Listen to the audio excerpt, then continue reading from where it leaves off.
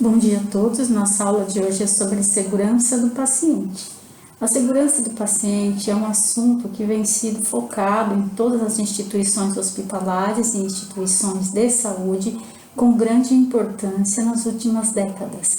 A segurança do paciente ela tem se tornado um dos temas mais debatidos na área da saúde e vem afetando diretamente a qualidade da assistência prestada pela equipe de enfermagem.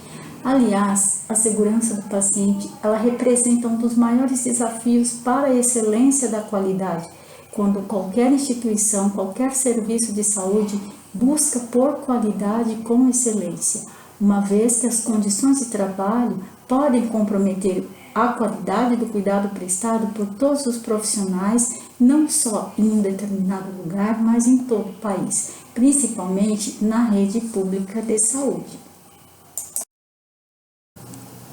Quando falamos de qualidade, segurança, nosso trabalho dentro da área de saúde, não podemos deixar de falar sobre a inteligência humana. A inteligência humana ela é estudada desde que o mundo é mundo, para se descobrir quais são as propriedades, as características, a evolução da inteligência humana e os seus limites. A inteligência humana ela permite a exploração, a manipulação, a compreensão dos fatos e acontecimentos que vão gerando ao longo da vida aprendizados e conhecimentos para tornar o indivíduo capaz de trabalhar, de executar suas funções, de viver em sociedade. Todos esses conhecimentos eles são capazes de nos dar facilidades para adaptações e transformações que promove as possibilidades da nossa sobrevivência. Por isso que a inteligência, ela nos ajuda a trocar de emprego, trocar de trabalho, trocar de casa, trocar de situações, de ambiente, e com facilidade nós nos adaptamos, uns com mais facilidade, outros com menos facilidade. Para estudar sobre a inteligência humana, houve vários estudiosos que se juntaram, que se associaram para entender melhor o que se passa dentro da mente humana. Piaget é um desses estudiosos. Ele se uniu a outros pesquisadores da área de neurociências. Procuraram compreender como os seres humanos processam informações e desenvolvem a inteligência de modo que permita o indivíduo a pensar, a armazenar, organizar ideias por meio de assimilações que são feitas durante todo o tempo da nossa vida, da repetição de fatos, da repetição de técnicas, da acomodação de informações que a mente procura agregar e conhecer os processos cognitivos que conduzem aos erros humanos.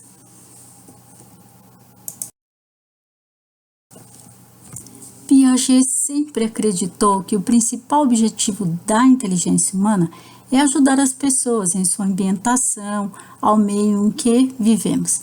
As formas de adaptação têm a ver com atitudes próprias do ser humano, com o surgimento de hábitos e reflexos. Tudo isso é muito individual. De acordo com os seus conceitos, o desenvolvimento cognitivo, ou seja, do conhecimento humano, tem a ver com o acompanhamento de respostas que vão sendo mais elaboradas ao ambiente de acordo com o passar dos anos. A partir daí, o ser humano começa a criar alguns insights, quer dizer, ele começa a ter sacadas para entender e se adaptar a um novo universo a todo instante. Ou seja, com o passar do tempo, com o conhecimento adquirido e com a maturidade que vai se instaurando na mente, começam a surgir o que o autor chama de manifestações diferenciadas, aquelas que fogem do senso comum, que são próprias e únicas daquele indivíduo que as praticou. Isso é muito simples de se entender. Nós crescemos e nos desenvolvemos em um determinado meio. Os nossos pais, ou os avós, ou os tios, com quem quer que seja, eles nos ensinam a viver dentro de um ambiente, a escolher determinadas situações, mas enquanto estamos nos desenvolvendo, tudo é a critério daquele que nos ensina. Quando crescemos e amadurecemos, A nossa mente, ela vai criando alguns insights, ela vai entendendo melhor o universo em que vivemos. E a partir daí, nós começamos a ter as nossas próprias opiniões e fugir do senso comum. E tendo então as nossas sacadas, as nossas saídas, as nossas respostas muito particulares, porque depende daquilo que a gente pensa e daquilo que nós criamos durante todo o processo de amadurecimento e chamado então de manifestações diferenciadas. Dois processos são muito importantes no amadurecimento da nossa mente e da nossa inteligência. Um deles é a assimilação e o outro é a acomodação, como já disse no slide anterior. A mente assimila todos os dias conhecimentos novos e nessa assimilação, esses conhecimentos vão criando uma certa acomodação. Em algum momento, são então aquelas situações que nós damos as nossas opiniões diferenciadas do outro. Senão, todo mundo pensaria igual e todo mundo teria as mesmas opiniões. Dois elementos chave para entender como se processa a aprendizagem humana, segundo Piaget, são as definições de assimilação e acomodação. As duas funcionam como ferramentas do nosso conhecimento. Em outras palavras, elas são engrenagens responsáveis por organizar de maneira progressiva os saberes humanos. O desenvolvimento da aprendizagem, da cognição e da moral, eles são muito bem amarradas entre si, segundo a teoria de Piaget. É importante começar pontuando que o pesquisador, ele defende que crianças entre 5 e 10 anos de idade, elas já tomam suas decisões éticas a partir do que uma autoridade acredita que é certo. Então, diante daquele aprendizado que até esse momento da sua vida ela foi adquirindo, assimilando, ela foi tendo a capacidade de desenvolver as suas cognições, nesse momento da vida, a partir de uma autoridade que ela acredita que é certo, ela pode então copiar algumas decisões éticas que ela julga ser ética ou não ética, mas ela já é capaz de decidir algumas coisas, o que é certo e o que é errado, de acordo com a aprendizagem que ela teve durante o seu desenvolvimento.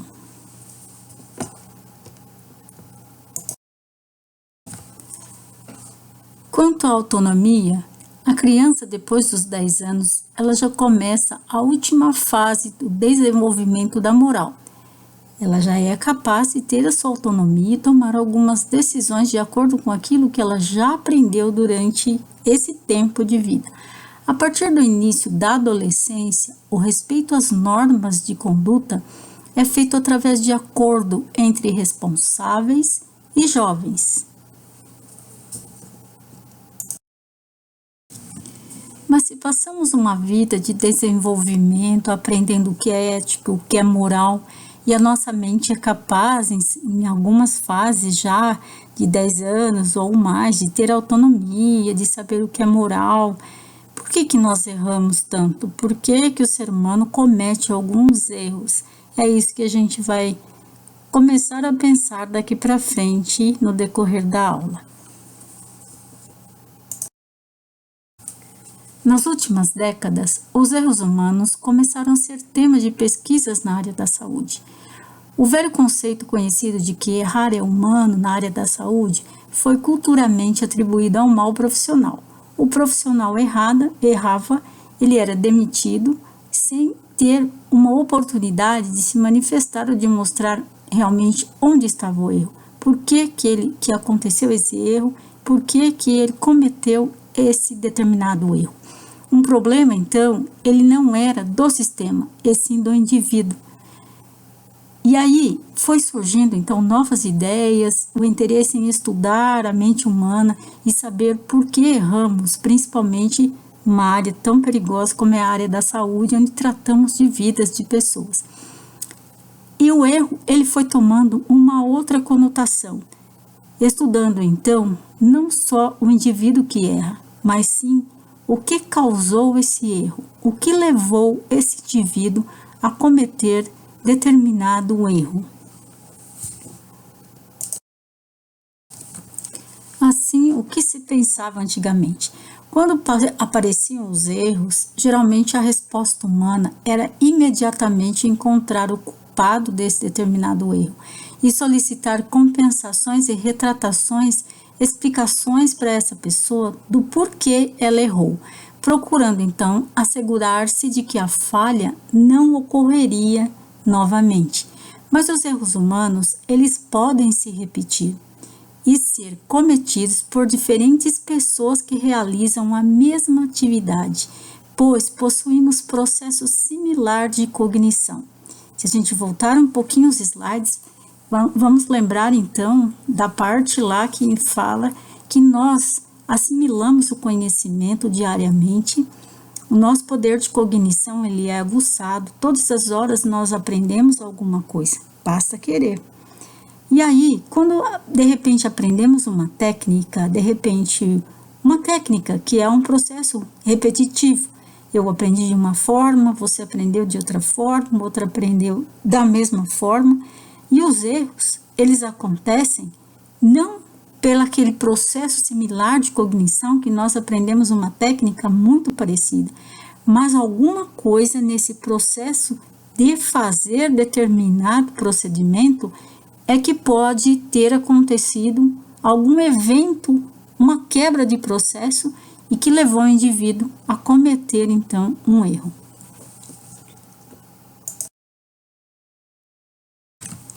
Sabemos que na área da saúde, cuidando de vidas, as consequências dos erros humanos durante o atendimento a um paciente podem ser severas. Por isso, não devem ser aceitas simplesmente pelo fato de refletirem uma característica intrínseca do ser humano. Nós devemos refletir sobre aquilo que a gente faz, as nossas ações, estar bem preparados, capacitados, com fundamentação teórica e científica para que nossas ações sejam bem executadas.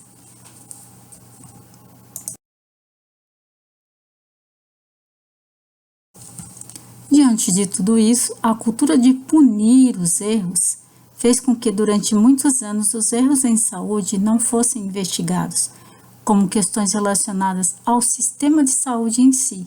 Quem errava era sempre a pessoa, o trabalhador, e nunca o sistema estava errado.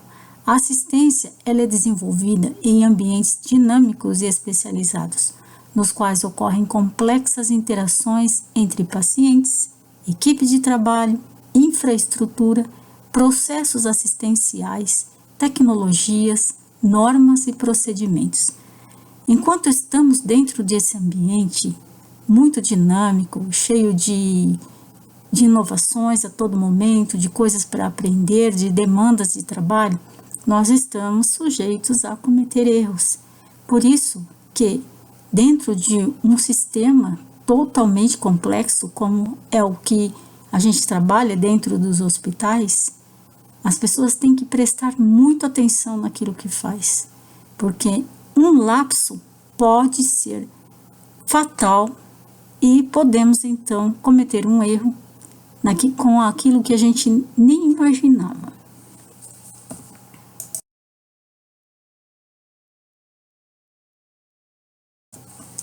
As ações que demandam conhecimentos científicos especializados ou habilidades técnicas validadas, como por exemplo a passagem de um catéter mais especial, como um catéter PICC ou uma sonda vesical de demora, precisa ser passado por um enfermeiro que tenha capacitação, que tenha habilidade técnica e que tenha sido validado para a realização dessa técnica, senão ele corre o risco de um evento durante esse procedimento.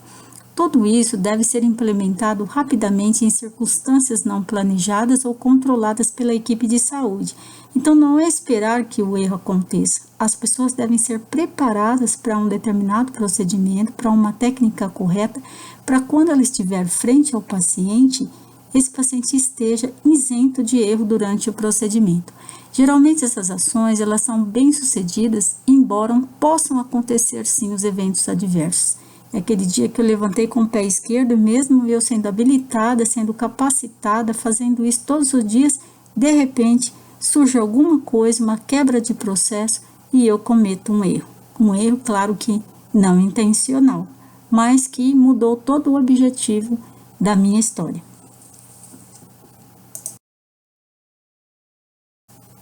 Mas o que são os eventos adversos? Os eventos adversos, eles são definidos como complicações indesejáveis decorrentes do cuidado prestado aos pacientes, não atribuídas à evolução natural da doença de base. São fatores com potenciais riscos, são denominados quase falhas ou near miss. Os eventos adversos, eles não estão no programa, a verdade é essa. O paciente entra para um tratamento de uma diabetes que está descompensada e ele acaba saindo com uma lesão por pressão, porque não foi mobilizado no leito. Esse é um evento adverso, porque ele entrou, a evolução natural da doença de base dele esperava outra situação, melhorar o diabetes e sair recuperado com a pele íntegra. Só que no meio do caminho o processo se quebrou, ele acabou desenvolvendo uma lesão por pressão, e esse foi um evento adverso. Outra situação que a gente pode dizer é um erro de medicação. O quase falhas ou near miss é quando eu tenho 2 pacientes, por exemplo, no mesmo quarto, que seus nomes são muito parecidos.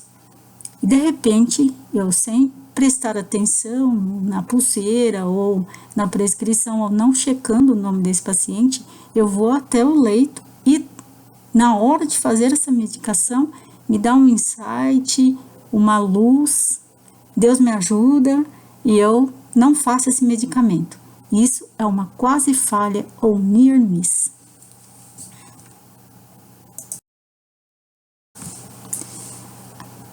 Para falar de eventos adversos, nós entramos então num assunto que é o propósito da nossa aula, que é a segurança do paciente. A segurança do paciente é uma preocupação mundial, segundo a Organização Mundial de Saúde. Anualmente, dezenas de milhões de pacientes no mundo são vítimas de lesões incapacitantes ou acabam morrendo em virtude de práticas que são feitas de forma insegura, sendo 1 em cada 10 pacientes. E o número é maior em países em desenvolvimento. É o principal problema de saúde pública em países desenvolvidos.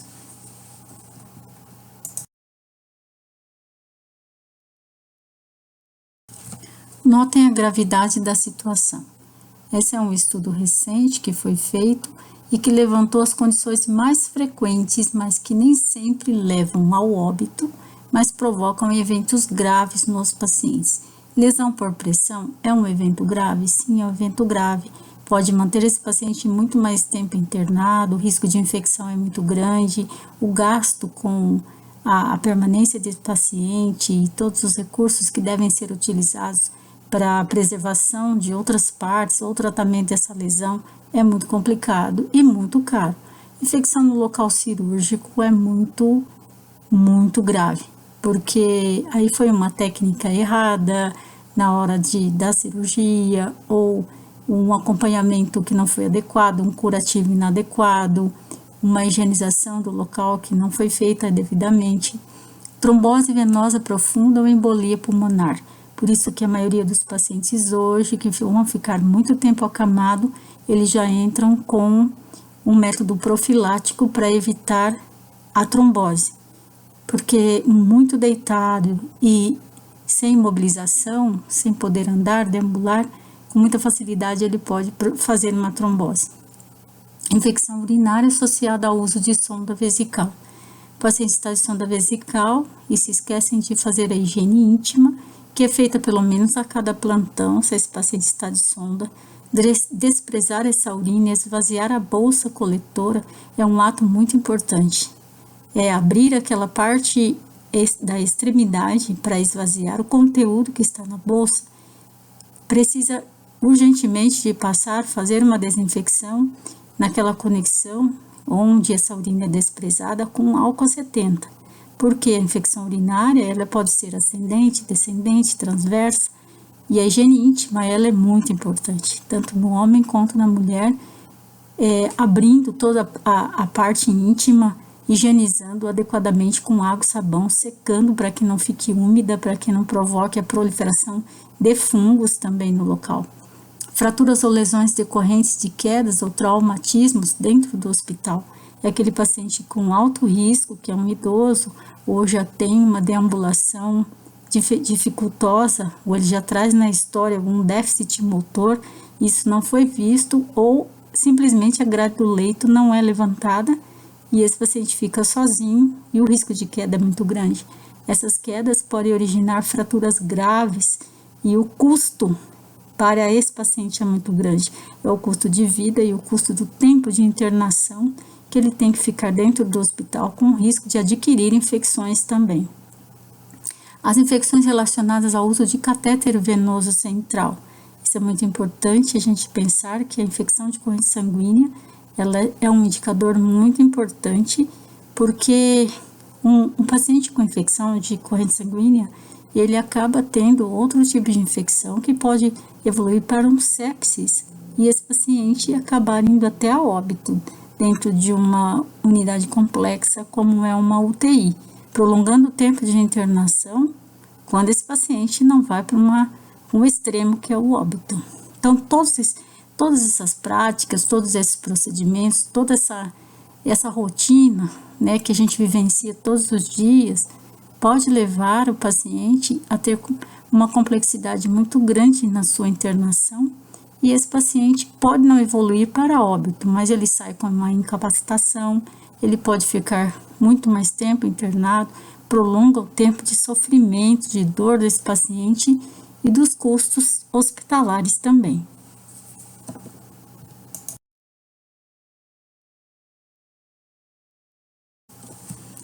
A resolução de número 311 de 2007, no artigo 12 e 13, diz que o profissional de enfermagem ele deve assegurar à pessoa, à família e à coletividade uma assistência que seja livre de danos decorrentes da imperícia, negligência ou imprudência e avaliar criteriosamente sua competência técnica, científica, ética e legal e somente aceitar encargos ou atribuições quando capaz de desempenho seguro para si e para outrem, segundo o COFEN de 2007.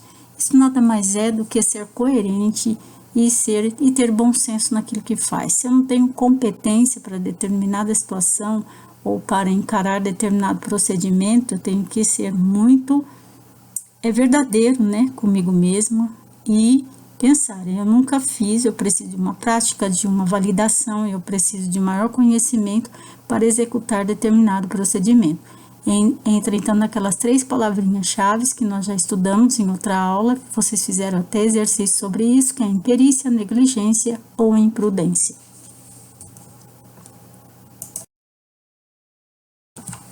Então, a segurança do paciente, ela implica em 5 áreas de atuação muito importantes. É avaliar e compreender qual é o problema que está acontecendo dentro de uma determinada situação ou de uma instituição onde os profissionais estão errando constantemente. Diante disso, desenvolver normas e padrões que todos possam falar a mesma língua e trabalhar da mesma forma. Eu não posso trabalhar do jeito que eu quero, da minha cabeça, ou do jeito que eu trabalho em outro hospital. As normas e padrões e rotinas podem ser diferentes de um hospital para o outro. O contexto é o mesmo, mas a gente tem que entender como que essa instituição trabalha. Melhorar o conhecimento, o acesso e o compromisso. Eu tenho que entender que para a minha profissão da área da saúde, eu tenho que estar constantemente estudando, me atualizando. E também tendo um compromisso com aquilo que eu realizo, que são minhas atividades assistenciais. Tenho que promover inovações e manter o compromisso. Eu tenho que ir em busca de conhecimento e a instituição tem que fortalecer a capacidade para a segurança do paciente. Ela tem que criar algumas situações ou também ter uma estrutura onde ela possa acolher esse profissional e dar capacitação para que ele trabalhe com segurança. E também um ambiente que seja seguro para o trabalho. Todos esses itens, eles vão juntos, eles vão criar um sistema de saúde seguro, que é a que todos nós esperamos para desenvolver o nosso trabalho assistencial.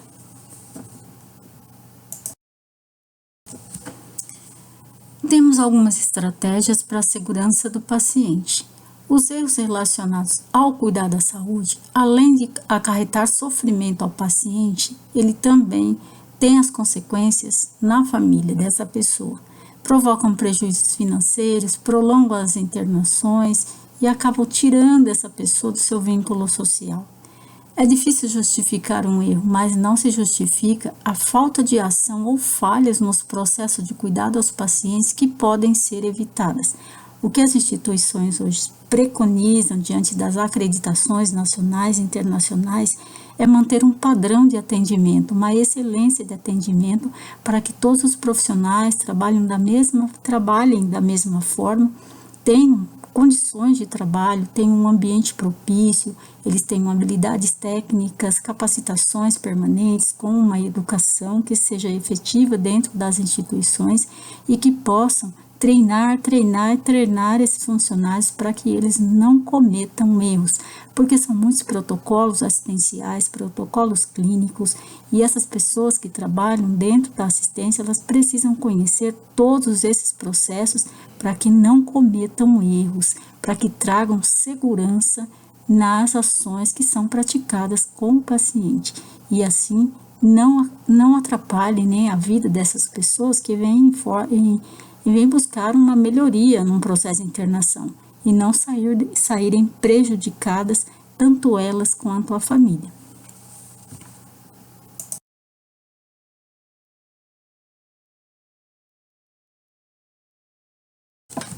Vários estudos sobre segurança do paciente focam nas falhas do sistema, ou seja, as atribuídas a uma organização hospitalar ou do local da instituição de saúde.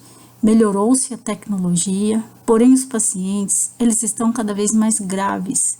Um grande número de intervenções são solicitadas e nenhum profissional consegue dominar tudo por completo. Isto requer previsão de potenciais falhas e implantação de procedimentos que previnam riscos. Nós não sabemos tudo. Todos os momentos do nosso trabalho, nós aprendemos alguma coisa diferente para melhorar a nossa assistência.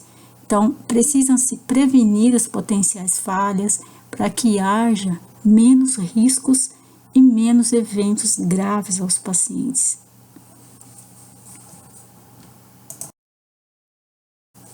Algumas maneiras muito simples e são seguras para o cuidado com o paciente é a higienização das mãos antes e depois de qualquer procedimento na técnica correta, com álcool gel ou com água e sabão. A realização de uma cirurgia segura com o paciente certo, o local correto, uma anestesia correta, o time-out.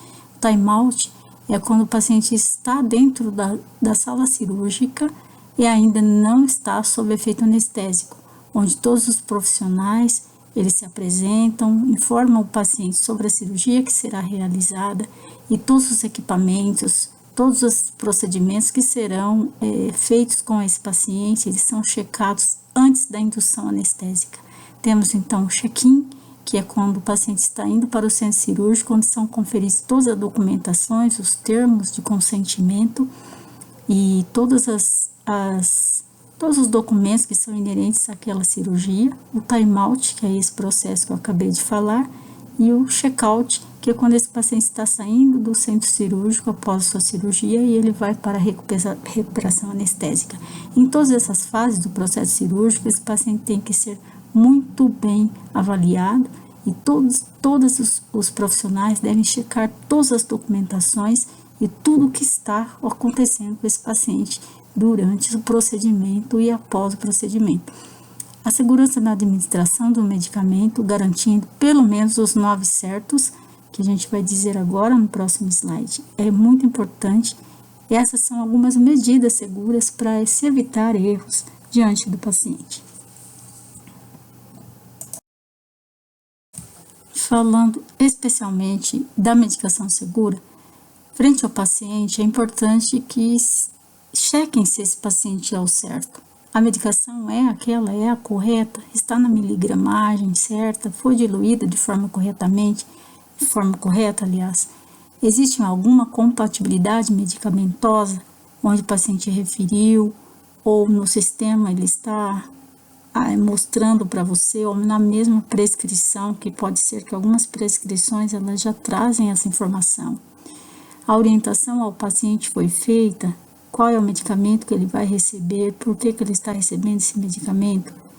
O direito de recusar o medicamento esse paciente tem? Tem. Ele pode assinar um termo, ou você pode registrar na sua anotação que esse paciente não está aceitando esse medicamento por alguma razão que deve ser discutida com o médico. Afinal, você é um enfermeiro e deve discutir por que esse paciente está recusando esse medicamento. A anotação deve ser correta, os técnicos de enfermagem devem anotar o item desta medicação e checar corretamente. A dose deve estar correta, a via deve estar correta e a hora deve ser correta. Todos esses itens, eles fazem com que o ato de medicar seja mais seguro. E desta forma evitamos os eventos adversos, que é um erro de medicação, que pode ser muito grave e tornar esse paciente incapacitado, aliás, ou levá-lo a uma situação muito mais complexa.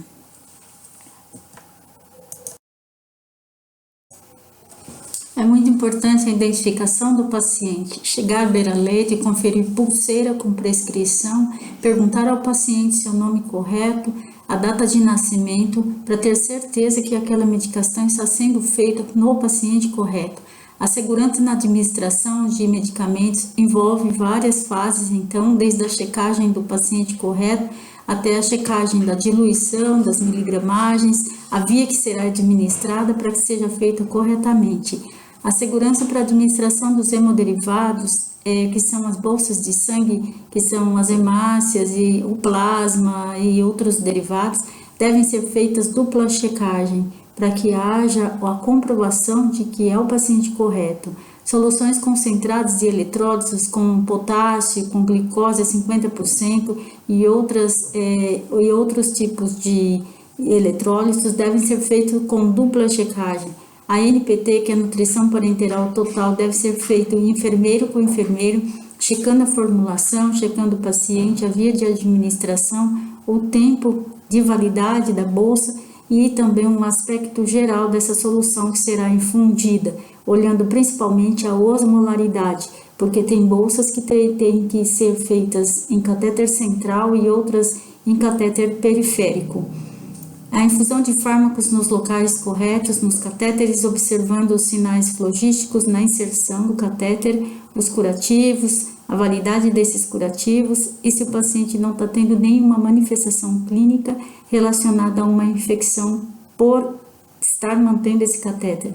Medicamentos administrados corretamente para o paciente certo, principalmente, é o que faz com que a gente não ocorra o risco de provocar um evento grave.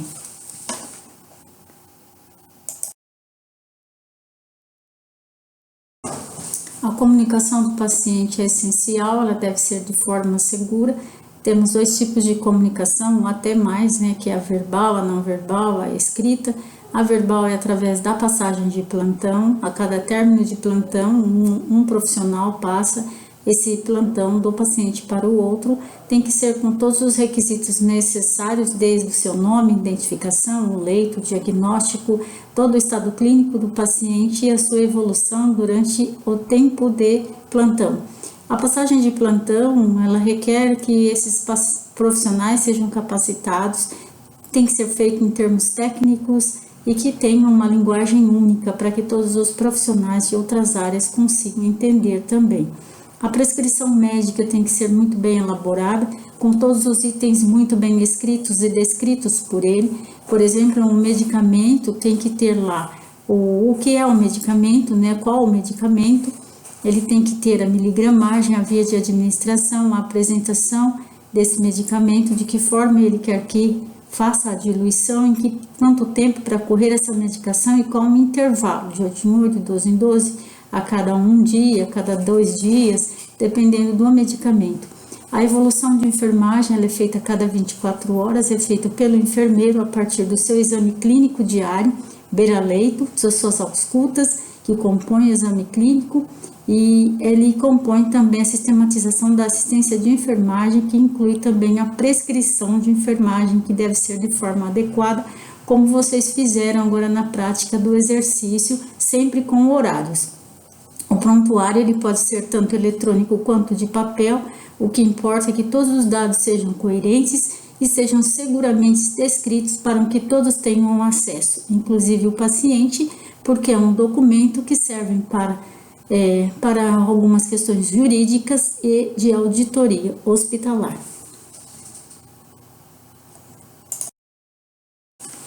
Para que os erros sejam evitados, deve haver uma parceria de responsabilidade e muita colaboração entre profissionais de saúde, principalmente a enfermagem, que faz parte de um grupo maior dentro de qualquer instituição hospitalar, e as instituições. Elas devem ser parceiras, devem estar uma ao lado da outra, os profissionais devem ser valorizados, toda a informação deve ser passada e eles devem ser capacitados para trabalhar.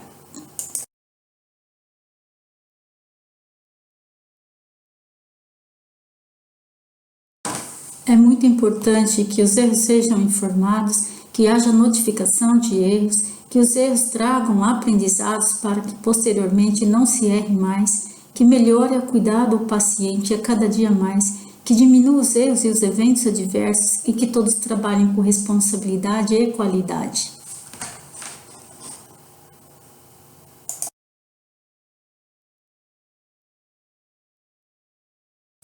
Terminamos aqui então a aula de hoje, falamos sobre segurança do paciente, é um tema muito vasto, muito complexo, com muitas informações. A cada dia temos uma inovação, uma coisa nova para discutir em relação a esse assunto. Desejo a todos uma boa semana e estudem bastante, porque o mundo precisa de vocês bem informados e informados. A Organização Mundial de Saúde, agora no levantamento de 2020, foi feito em 191 países e concluiu que será preciso elevar em 8% o número dos que se formam anualmente nas universidades e investir em salários e condições de trabalho para atrair mais pessoas para a profissão de enfermagem. Esse é um novo ganho, né? Uma coisa muito boa, uma perspectiva muito boa para quem está no caminho e está se formando. Sempre digo que essa é uma boa profissão, tem muito valor e depende muito de cada um. Mas se vocês fizeram essa escolha é porque em algum momento da vida chamou a atenção para que fizessem, né, esse curso e que fossem para frente até se formarem e até se tornarem bons enfermeiros. A tarefa desta aula ela vai ficar no AVA, então peço que vocês abram lá após a aula, que estará descrito qual é a tarefinha para essa aula, tá bom? Muito bom. Muito obrigada a todos e muito boa semana para todos.